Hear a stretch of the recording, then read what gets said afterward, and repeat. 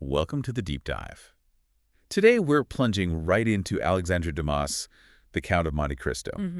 Think of this as your focused study session. We really want to shine a light on the pivotal moments, especially if you're, working through this massive book for school. Absolutely. We've got the key bits lined up. Yeah, we're aiming to pull out the really essential plot points, character introductions from those early chapters, but also touch on some big moments later on. Right. The goal is to give everyone listening a clear, engaging handle on the story's foundation. Yeah. Where it starts and kind of where it's headed. So our mission basically is a solid overview, quick but deep. Exactly. Not a replacement for reading it, of course, but a framework. We want to highlight what Dumas sets up right at the start and then, how those threads pull through later. We're looking at those crucial turning points, the character motivations, the why behind it all, and how those big themes like revenge and justice really start taking shape. Yeah, that's the plan. Okay, let's dive in then. Back to the very beginning. The ship, the Farina, arriving in Marseille, and we meet Edmond Dantès. Right. And he's just the first mate, technically. But Dumas, he signals straight away this isn't just some average young guy. How so? What makes him stand out immediately? Well, Dumas gives us quite a bit, actually, very quickly. He's young, yes, but also, physically impressive. And there's this inner calm about him. It's not just looks. It feels like a strength he's earned, maybe from his life at sea. Facing danger, that kind of thing. Exactly. Right. That capability, it sets him apart right from the get-go. And we immediately see how different people react to him. Yeah. Memorel, the owner, he obviously thinks the world of Dantès. Huge contrast to how he sees Danglars, doesn't he? Totally. And that's super important, those different opinions. It really is. Morel's trust in Dantès seems almost instinctive. He sees the competence, the integrity, especially after the captain died mid-voyage. But Danglars, he's introduced differently. Oh, yeah. Danglars represents, a different kind of ambition. Dumas tells us he's, sucking up to the superiors but nasty to the crew below him. Obsequious is the word, I think. That's it. And the crew doesn't like him, they like Dantès. So you immediately get this moral contrast. It's not just competence, it's character. Foreshadowing, definitely. And then there's that small detail, fulfilling Captain Leclerc's last wish, stopping at Elba, delivering a packet. Seems minor. But it's huge, isn't it? That little stop at Elba, it's the spark. The spark that lights the fuse. Pretty much. Because Danglars jumps right on it. His suspicion isn't just about breaking the rules slightly. It plugs right into the whole political fear of the time. Post-Napoleon France. No. Bonapartists. Very dangerous association. Incredibly dangerous. So when Danglars questions Dantès and then tells Morel, hey, maybe don't mention this, it's not just envy. It's calculated. He's using that political anxiety. And it's not just professional jealousy either, is it? Because Mercedes comes up pretty quickly. Ah, yes. Mercedes. Morel mentions her, and Dantès blushes. Tells you everything, right? That deep connection, it's real. Totally. It's this young, intense love. And Morel teases him a bit, but Dantès corrects him. She's his betrothed, his fiancée.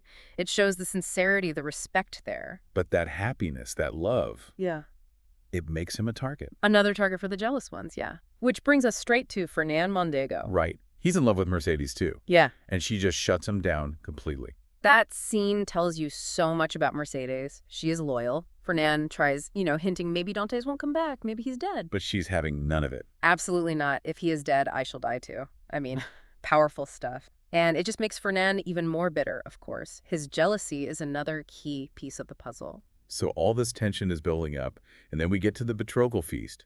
Should be a happy occasion. Should be, but it gets ugly fast. And we meet Caderousse there, too. Yeah, what's his role initially? Well, Caderousse starts off okay, actually. A bit rough, maybe, but he seems genuinely pleased for Dantès, impressed by his good luck. Even comments on the good wine. But then Danglars and Fernand get to work on him. Exactly. They play on his weaknesses, maybe a bit of greed, some existing prejudices. They twist that initial goodwill into suspicion and envy. It's really quite manipulative. And the lie they come up with, Dantès, is a Bonapartist agent.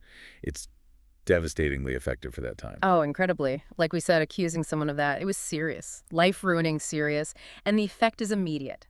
Dantès, Mercedes, his poor father, their world just shatters. And Caderousse kind of sees it happening. He has a moment, yeah. He mutters something about Danglars pulling the strings, but Danglars, he's cold. He later calls it a decree of providence when Napoleon actually returns. Justifies it completely.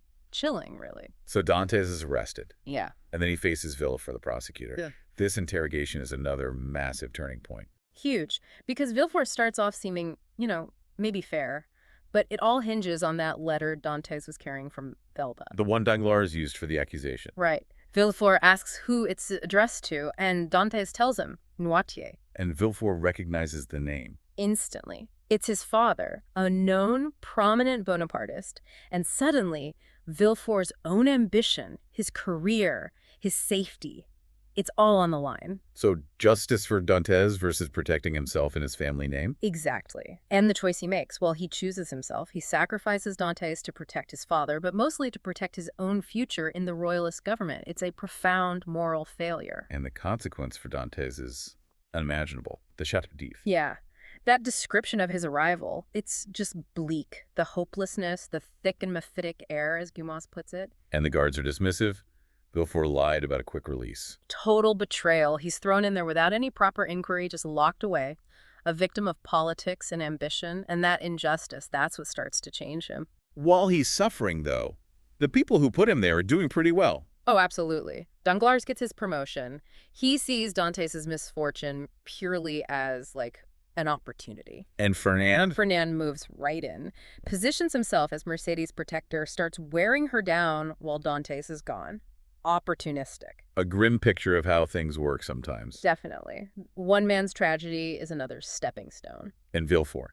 He doesn't just get away with it, he benefits. Massively. He rushes off to the king, warns him about the Bonapartist plot, leaving out the bit about his father, of course, and takes all the credit. So he looks like a hero. Exactly.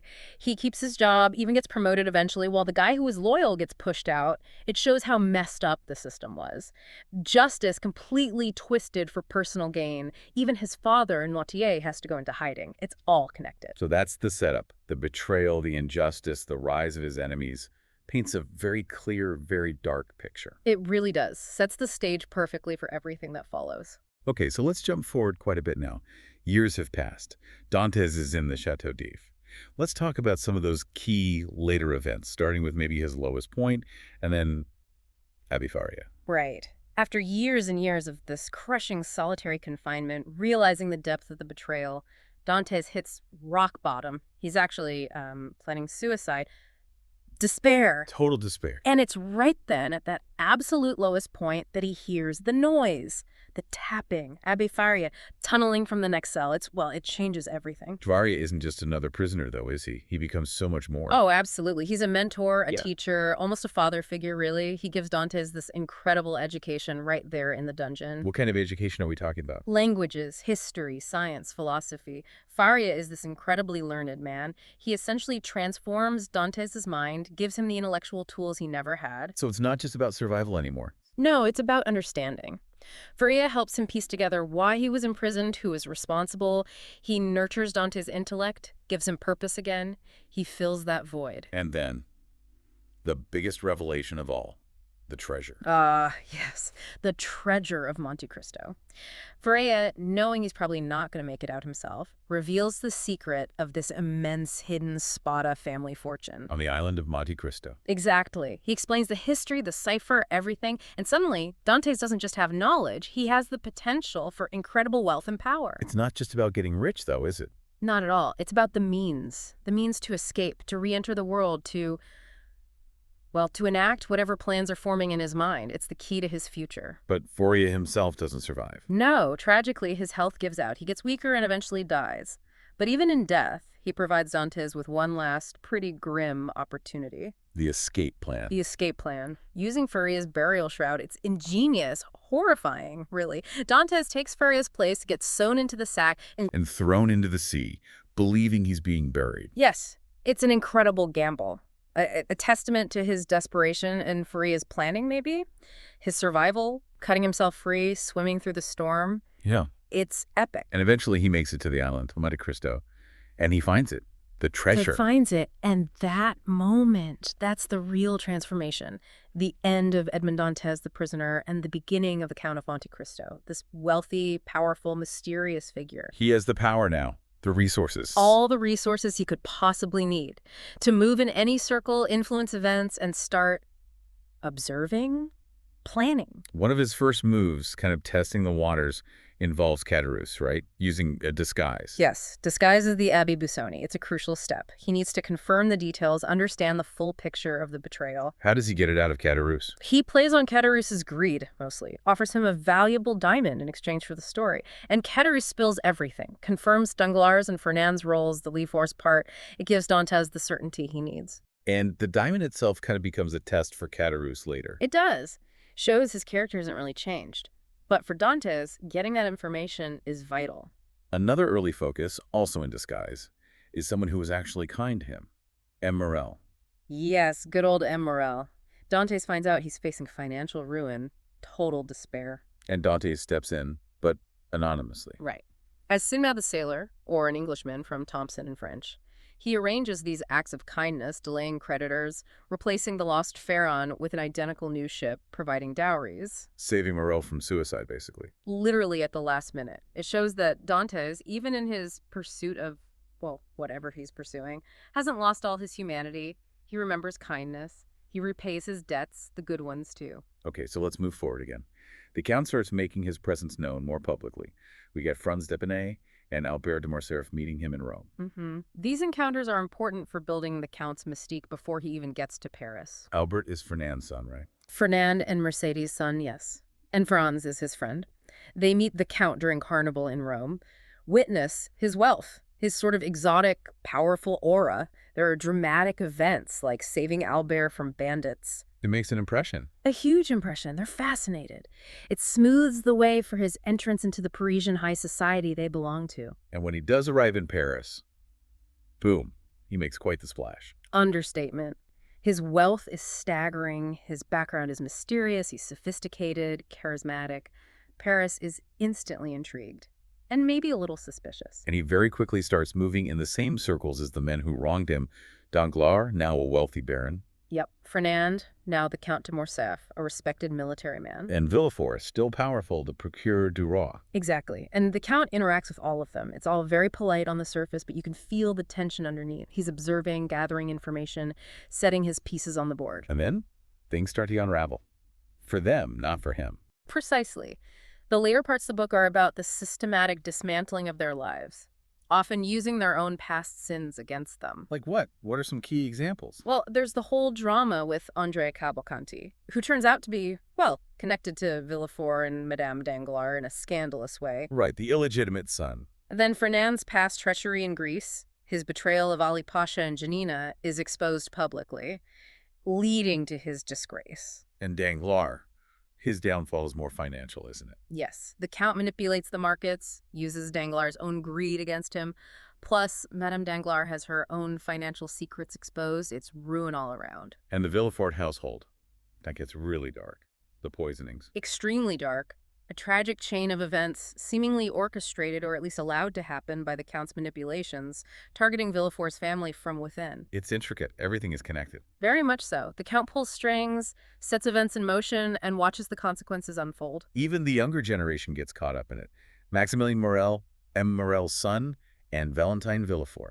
Their love story is woven through all this darkness. They face huge obstacles, Valentine's arranged marriage, the poisonings in her own home. And the Count intervenes there too, doesn't he?